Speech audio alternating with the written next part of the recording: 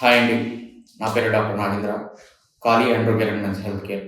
గుంటూరు, తిరుపతి, కాకినాడ, కర్నూలు. ఇవాళ వచ్చేసి మనం చెప్పుకునే టాపిక్ ఏంటంటే శీఘ్రస్ఖలనం అంటే ప్రీమెచ్యూర్ ఎజాక్యులేషన్. ఈ ప్రీమెచ్యూర్ ఎజాక్యులేషన్ అనగా ఆడవాళ్ళు, మగవాళ్ళు సెక్స్ చేసేటప్పుడు మగవాళ్ళకి ఒక నిమిషంలో సెమెన్ అనేది అవుట్ అయిపోతుంది. దీన్నే శీఘ్రస్ఖలనం అంటాం. లేదా ప్రీమెచ్యూర్ ఎజాక్యులేషన్ అని అంటాం. ఇలా ఒక నిమిషంలో సెమెన్ అనేది అవుట్ అయిపోవడం వలన మగవాళ్ళు రిలాక్స్ అయిపోతారు.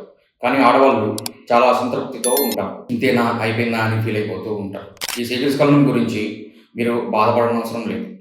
మా వద్ద దీనికి ట్రీట్మెంట్ ఉంది. జనరల్గా గత 3-4 నెలల నుంచి ఓపీడీలో 25 ఏళ్ల వయసు గల మగపిల్లల నుంచి 50 ఏళ్ల వయసు గల మగవాళ్ళలో ఈ శీఘ్రస్ఖలనం అనే బాధతో చాలామంది ఇబ్బంది పడుతున్నారు. ఎవరికి చెప్పుకోవాలో కూడా వాళ్ళకి అర్థం కావట్లేదు. బేసిక్గా మగవాళ్ళు, ఆడవాళ్ళు ఎవరైతే సెక్స్ చేస్తారో మగవాళ్ళు తమ పెనీస్ని ఆడవాళ్ళు ఇన్సర్ట్ చేసేటప్పుడు, సెక్స్ చేసేటప్పుడు ఒక నిమిషానికో నిమిషంన్నరకో ఆడవాళ్ళలో ప్లెజర్ అనేది రిలీజ్ అవుతుంది.